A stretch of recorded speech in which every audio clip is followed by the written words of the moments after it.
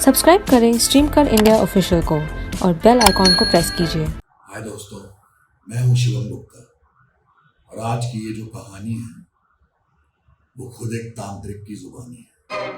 आपने मेरे सारे केसेस में जरूर सुना होगा कि बाद में मदद करने के लिए या फिर उन सायों से पीछा छुड़ाने के लिए तांत्रिक ही मदद कर पाते हैं। लेकिन ये कहानी कुछ अलग है। आपने कहावत सुनी होगी कि चोर जब तक चोरी करता है उसे कोई नहीं पकड़ पाता, लेकिन जब वो चोरी करना छोड़ देता है तब वो पकड़ा जाता है। ये कुछ ऐसी ही कहानी है। ये एक ऐसे सिद्ध तांत्रिक थे जिनने लोगों की मदद के लिए पूरा अपना ऑलमोस्ट जीवन कुर्बान कर दिया। लेकिन मैं आपको तांत्रिकों का एक ड्रिल बताता हूँ।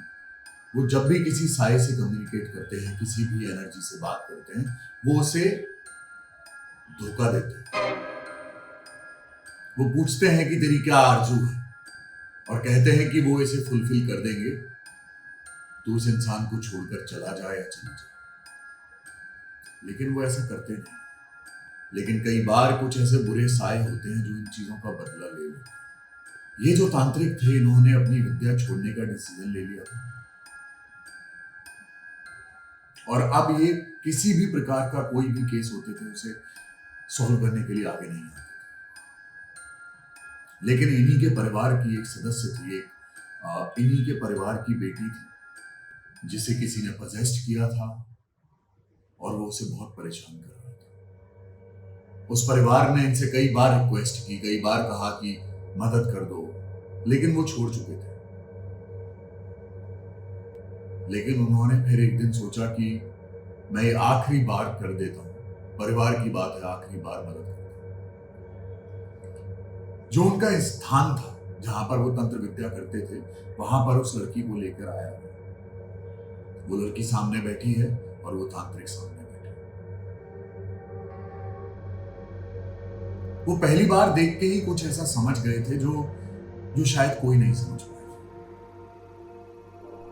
उन्होंने एक मुहूर्त निश्चित किया, कहा कि इस मुहूर्त पर आप इसे लेकर आ जाओ। मैं गारंटी नहीं देता हूं कि इसे जिस साये ने इसके शरीर को वश में किया है, मैं उसे इसको बचा पाऊंगा, लेकिन मैं पूरी कोशिश करूंगा। ये जिस भी आत्मा से ताड़ित है वो बहुत बुरी है। उस दिन के आने के इंतजार में ये बहुत परेशान रहने लगे, बहुत दुखी रहने लगे, अपनी धर्मपत्नी से भी बहुत कम बात करते थे। लेकिन उस बीच में उन्होंने एक चीज की थी, वो अपनी एक किताब में कुछ लिखते थे, एक डायरी में कुछ लिखते रहते और किसी को पढ़ने नहीं देते। वो दिन आ जाता है जिस दिन उन्हें उस साये से उस लड़की को पीछे छुटाना होता। दोबारा पूरा माहौल है, पूरा तंत्र का माहौल है, यज्ञ जलाया गया है, कैंडल्स लगाई गई हैं, अलग ही मंत्रों का उच्चारण चल रहा है। पहली बार लोगों ने देखा कि ये तांत्रिक तंत्र विद्या करते करते रो रहे हैं और माफी मांग रहे हैं। और वो जो लड़की है वो बहुत बुरी तरीके से हंसे जा रही है, बस हंसे जा रही है। ये मंत्रों का उच्चारण तो कर रहे हैं लेकिन साथ में रो रहे हैं बहुत बुरी तरीके से, हाथ जोड़ रहे हैं कि मुझे माफ कर दो, मेरे से गलती हो गई और मेरे कर्मों की सजा तू मेरी इस बेटी को मत दे। वहां पर जो लोग थे किसी को कुछ समझ नहीं आया। ये लड़की बैठी होती है, उसमें इतनी ज्यादा एनर्जी, इतनी ज्यादा पावर होती है कि उसे पकड़ के रखा था। वो तांत्रिक उठते हैं, उनका जहां पर एक स्थान होता है उस कमरे में जाते हैं और गेट लगाते हैं। सब लोग सोचते हैं अब निकलेंगे, अब निकलेंगे, अब निकलेंगे। देखते हैं कि मंत्रों की आवाज बंद हो गई। लोग गेट खटखटाते हैं, कोई गेट नहीं खुलता। लोग एकदम गेट तोड़ देते हैं। जैसे ही तोड़ते हैं तो देखते हैं वो तांत्रिक सामने लेटे हुए हैं और वो मर चुका है। और वो लड़की बिल्कुल ठीक हो जाती है। ऐसा लगता है जैसे उसके अंदर कोई आत्मा थी नहीं, उसे कुछ हुआ ही नहीं। बट जब वो उस कमरे में गए थे तो वो डायरी उनके साथ थी। उस डायरी को जब उनकी धर्मपत्नी पढ़ती है तो पता चलता है कि ये जो साया था वो आज से बहुत साल पहले इन्होंने एक केस को सॉल्व किया। हमेशा की तरह उन्होंने इस साये को धोखा दिया था कि तू इस शरीर को छोड़ दे और मैं ये काम को पूरा कर दूंगा। और इस बार वो बलि लेने के लिए आई थी। या तो वो इस लड़की की लेती या इन तांत्रिक की।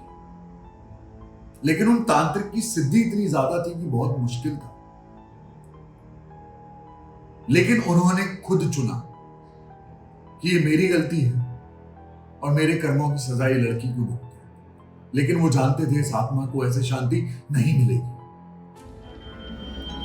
कोई ना कोई बलि जरूर देनी।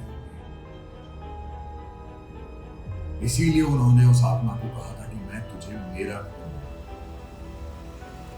उन्होंने अपनी जान दी। ये सब कुछ उन्होंने अपनी डायरी में लिखा। उस दिन के एक दिन पहले उन्होंने लिखा था कि मुझे पता है कि कल मेरी मृत्यु है और मैं कुछ भी कर लूंगा वरना इसे बचा नहीं।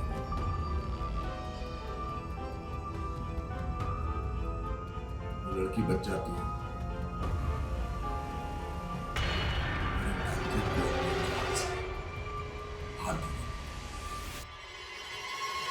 अभी मैं कई बार कहता हूं ये ब्लैक मैजिक, अंधर विद्या और इस तरीके की जो एनर्जीज के साथ खिलवाड़ होता है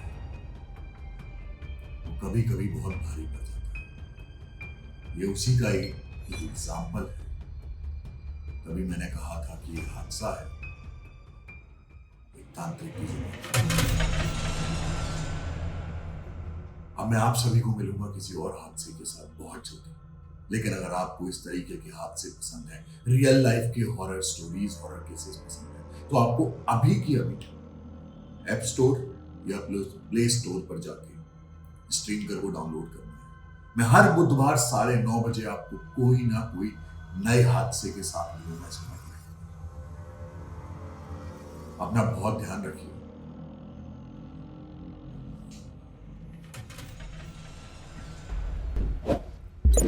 स्ट्रीम कर बेफिकर।